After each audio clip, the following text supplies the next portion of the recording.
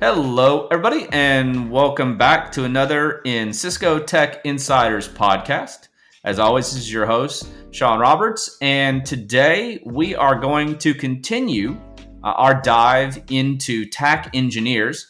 As you guys have heard before, we did a day in the life of TAC engineer back a couple times ago, talked about some APJC business, and today we are going to hit some Americas. So today I've got a couple TAC engineers from our Americas region who wanted to talk to you guys about what it means for them to be a TAC engineer and kind of what they go through on a daily basis. So as last time, we have people from all walks of life, all levels of the company, all technologies.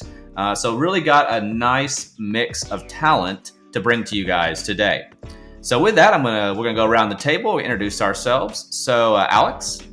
Hi, I'm Alexander Levine. I'm a TAC engineer in the BroadWorks side of Cisco. It's a cloud-based communications platform, VoIP, things like that. My focus is on platform as a service, call processing, WebEx, and most recently wholesale. I've been with the company since an acquisition in 2018. Thank you. Cesar?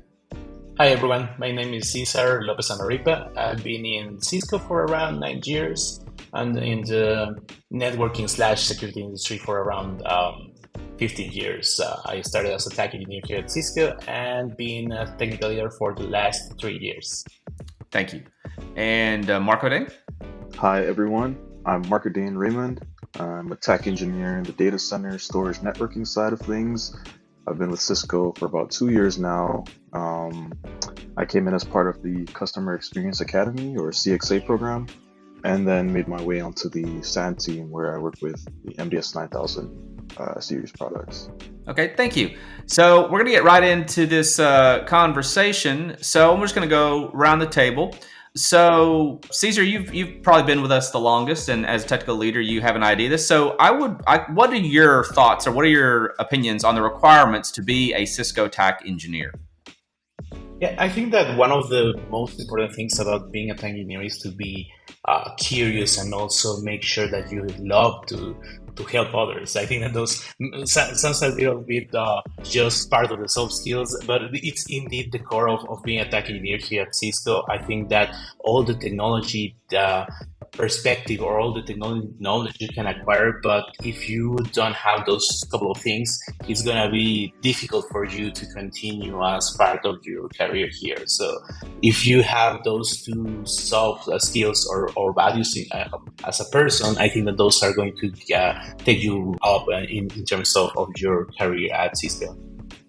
Hey, Alex, you mentioned you were part of an acquisition, so it's probably a little different perspective than Cesar. So same kind of question, what kind of skills, what requirements do you see to be a Cisco TAC engineer? So yeah, I actually got acquired and then acquired again. That's how I made my way to Cisco, starting at a very small company. Then we got acquired by BroadSoft, and then BroadSoft was acquired by Cisco. Requirements are actually kind of the same. My thoughts are the same as Cesar's. It's basically you need to be really inquisitive and logical in the way you think. The actual technical knowledge you'll get as you're working. That's stuff that we can teach you. Being able to properly troubleshoot, though, that's something that you really need to come in with yourself. I really don't even think you need a technical background. I went to art school. I don't have a technical background. I've learned everything on the job as I've been going. So Alex, in thinking about that, obviously troubleshooting sounds like the number one priority, but let's say troubleshooting is number one. What would be your number two thing or number two of something that a person would need to be a successful TAC engineer? Sure. I think great note taking and really understanding the fundamentals of what you're doing. So you need to be able to explain what you've done to someone else, especially if you're needing help. Like when I go to a manager, for assistance, you're not asking them, hey, can you help me with this? I can't figure it out. It's, I've tried these things. These are the things that I know are not the problem. I need help figuring out what the problem is. I think knowing what the problem isn't is actually probably almost as important as knowing what the problem is. Great, thank you. Marco-Dane, you mentioned something in your intro that I found interesting. You talked about coming out of CXA. So I would wager that most of our listeners may not know what CXA is or kind of how the process goes. So would you mind kind of taking us through kind of what CXA is and kind of your onboarding into TAC? Sure. So I joined CXA essentially right after undergrad, about a 6 month long program or so. It helped to get acclimated to Cisco culture. We get to briefly experience a handful of the different tech stripes, and we also get spun up during this time on some of the technical skills required to function as a TAC engineer, as well as how to navigate some of Cisco's internal resources for employees. Afterwards, depending on your inclination or affinity towards a particular technology or a team, along with, of course, business needs, you're then placed on a team. In my case, this was the SAN team. That's very interesting. Thank you. So as we talk about TAC, and TAC's been around for a very long time. It's a public brand, right? It's a industry standard. There have always been some myths around TAC. So Cesar, would you shed some light on some myths that you've heard, or what TAC is not?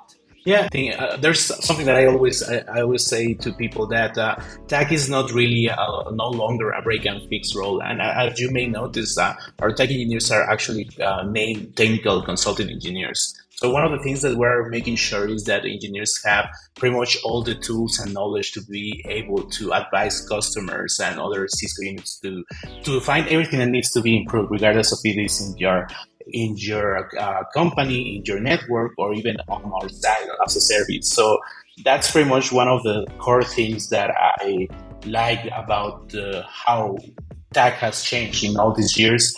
We are trying always to be more proactive, more identifying how the things that are already that were broken, they won't get broken again, and also making sure that if we identify something based on all the tools that we have, all the automated tools, all the information that customers provide to us, then we can say, hey, probably this is going to be a problem for you in the future. Let's make sure that we address this at the right time. So that is one of the biggest needs that I always tell either TAC engineers that join Cisco and also all our customers. No, thank you. Marco-Dane, you talked about, again, we go back to your comment. You haven't been with Cisco too long. You've been with us for a couple years. So you were impacted by that pandemic thing that we had to deal with, right, as engineers across the map. So tell us, how did the pandemic affect you coming on board during that time? So I began my time with Cisco and the CXA program during possibly the peak of the pandemic. That's January 2021. And during that time, there'd been a recent switch to mandatory work from home, as the world, was still deciding on the severity of things and how to best move forward. So I was a remote new hire. I had never set foot on campus or met my cohort of 20 in person. And everyone has their own perspective on work from home, but personally, I preferred it at the time. It was a safety precaution involving, reducing the risk of any spread. There was no commute, and I was still able to learn or communicate with my teammates and perform the role well. One of the downsides when it came to TAC was not being able to work in our lab directly with our equipment. But as far as working with customers, troubleshooting cases, there wasn't much of a hindrance. Cesar, same question, same kind of concept to you. As a technical leader, you're looked on by junior engineers quite a bit, right, for troubleshooting and help and whatnot. How did work through the pandemic? How did that affect you? I think definitely there was a huge change in terms of how you can help others and how TAC was working, because we are a unit of teamwork. It's always, every time that we have a case, it's well, someone that you have in a WebEx with and is helping you with one of those cases. Most likely there are a couple of engineers helping him or her during that situation, and that was something that it was pretty easy to do when you were at an office. It was very easy it was easier for everyone to just go around and ask us, as for example, as team leads or as senior engineers or subject matter experts when they had a problem. And one of the things that we noticed is that it was first the people that were already part of Cisco during that time. It was difficult for them to just try to find the best way to communicate with their teammates, but it was even more difficult for people that was joining Cisco because they felt like they weren't shy to reach out to people and try to or understand that there was the possibility of being helped by others. So it's more about we learned a lot during this couple of years from the pandemic, and based on that, what we have right now is how we can make sure that this doesn't happen anymore, regardless of the location situation that we have. Either if we are hybrid, if we are on site, or we are remote. How we can make sure that TAC is still that there is a sense of belonging for each TAC engineer, and they know that they can reach out to anyone whenever they need to. They need any help about it, about any sort of case or situation. Okay, great. So one of those things that's, and then listeners will know, that's one of the things that's near and dear to my heart is innovation. So I want to go through each one of you, and I want you to tell me a little bit about innovation from a TAC standpoint, and maybe touch on if you've done any specific innovation or where you've seen the impact of innovation in the TAC world. Cesar, let's start with you. Yep. I think that innovation has become like part of the TAC DNA because we are just making sure that everything is improved, even if it's already working. One of the things that helped me, for example, on my career was that everything that I found that it was that there was something that could be changed or that it could have a better impact, that I learned that it was just working fine. From my side, I tried to make sure that that was spread across my teammates or other technologies. So even with customers' perspective, when they were just very used to troubleshoot things on their way or monitor things on their way. So a lot of the cases that helped me to take notice or help me to make sure that I eventually became a technical leader was that I showed the customer, hey, I know that this is something that is been working for you for a long time, but what happens if you just adopt this other thing? And that's pretty much the innovation perspective. It doesn't, and I want to also let everybody know that the innovation is not only about just creating something new or programming or developing something in terms of software code. I think that those are very large myths, especially here at TAC. If you find some things that are just you mix a couple of things and you identify that those things are mixed work better, then you can just try it out. And it's all about having that courage of saying, hey, I think that this can be improved, and this is something that you can see it has a wider impact. And pretty much as one of the things that I really love about Cisco is that as long as you have, the more impact that you have in terms of your team, your centers, your technology, your industry, that's what is going to help you just get to the next step. So I think that pretty much innovation is part of that. If you make sure that you adopt that value or you adopt innovation as part of your daily basis, then that is going to be very helpful for you pretty much in your Cisco career. Thank you. Marco-Dane, what's your feelings on innovation in the TAC space? So I think innovation is something that's definitely supported in the TAC space on 3 different levels even. You have optimizing for the customer, whether that's filing new bugs or making their experience with TAC more fruitful in any way. There's optimizing for your team, whether that's creating a new procedure or modifying an existing one to make troubleshooting more efficient, or just some of the day-to-day tasks that we do in TAC. If you can find ways to improve upon those, it'll make things a lot easier and more efficient for you and your teammates. There's also optimizing for the company.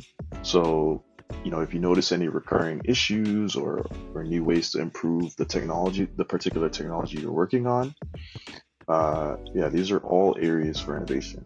And they're all positive feedback loops as well, as they feed into each other. Innovation at every level is certainly encouraged, and it's definitely rewarded in TAC as well.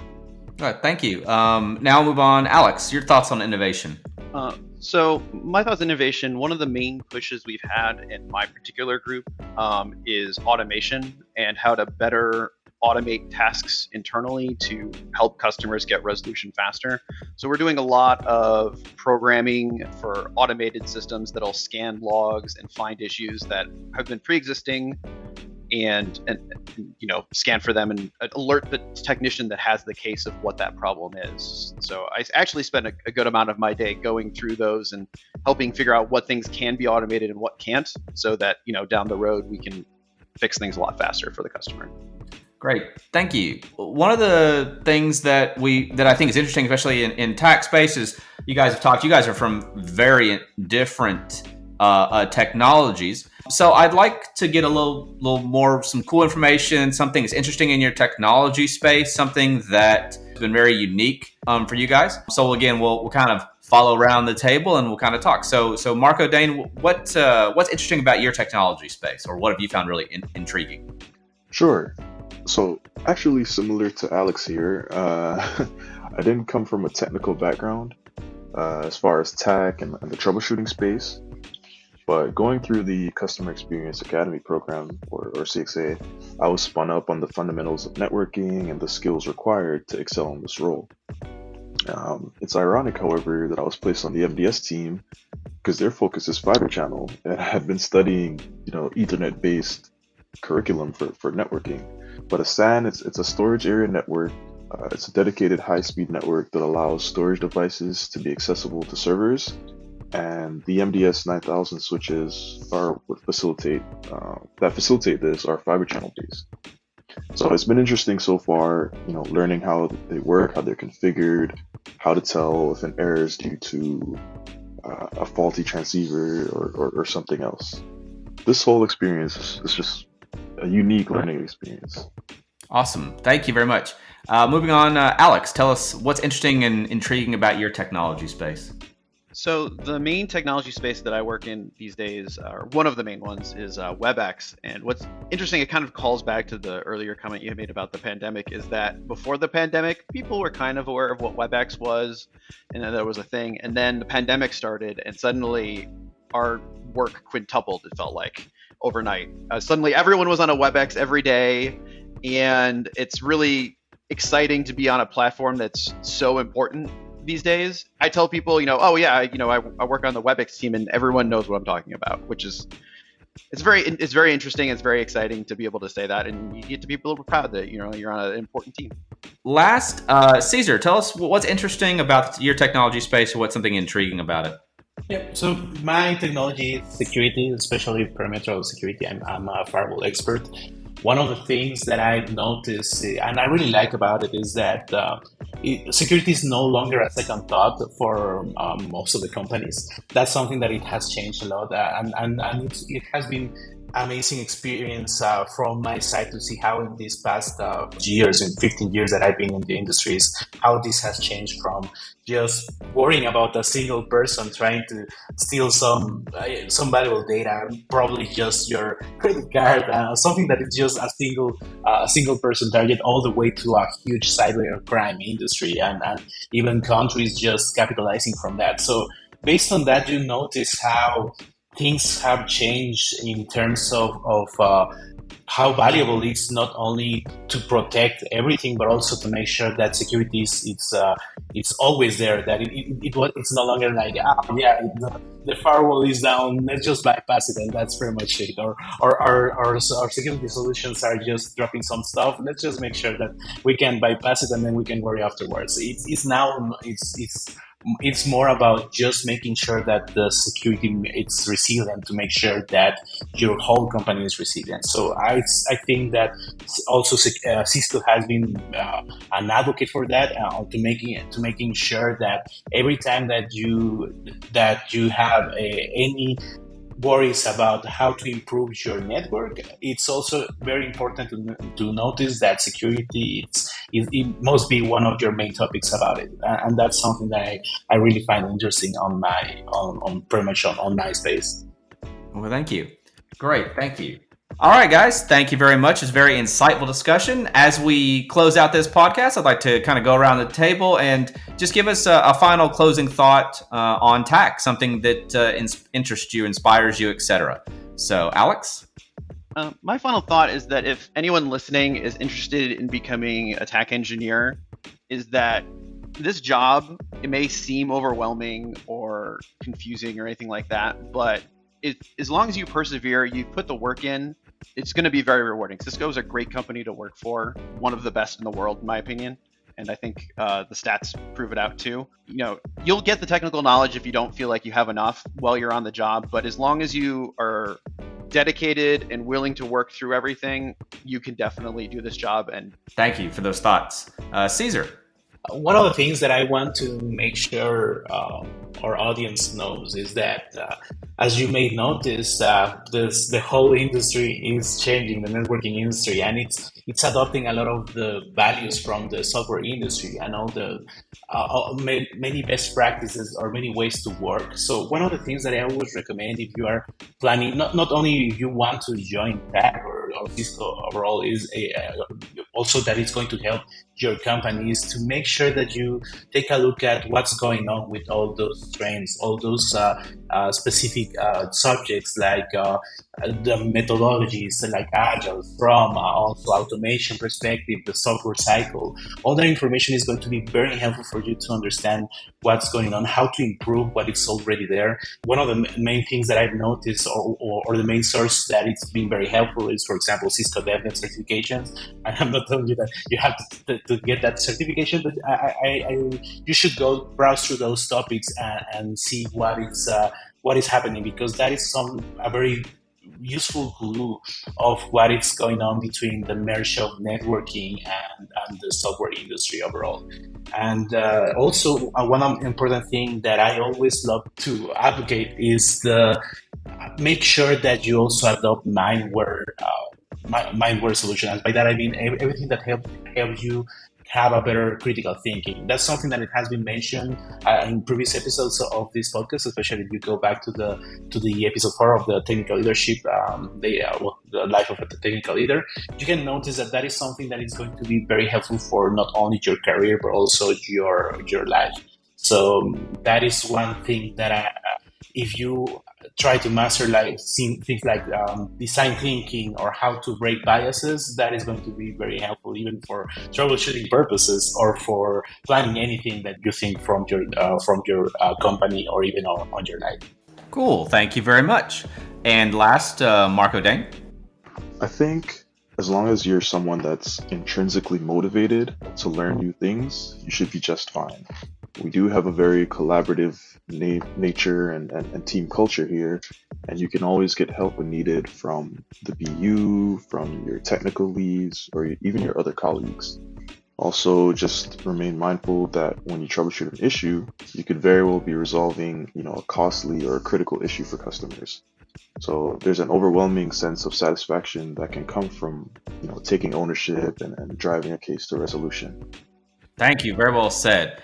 So I really appreciate my guests today. Again, we've had Alex, Cesar, and Marco-Dane, 3 representations of TAC engineers that are at different spots in their career, very different technologies, but also have some really amazing backgrounds. So I hope you listeners have enjoyed this today. We have more of this upcoming, so we will do an EMEA-based TAC one as well. We have some upcoming innovation talks. We have some upcoming reactions from Cisco Live EMEA, which is actually going on as we speak right now. So lots of great stuff on the podcast. Again, all about bringing the Cisco tech to you guys, bringing the folks that make Cisco tick, bringing those to you, the listeners.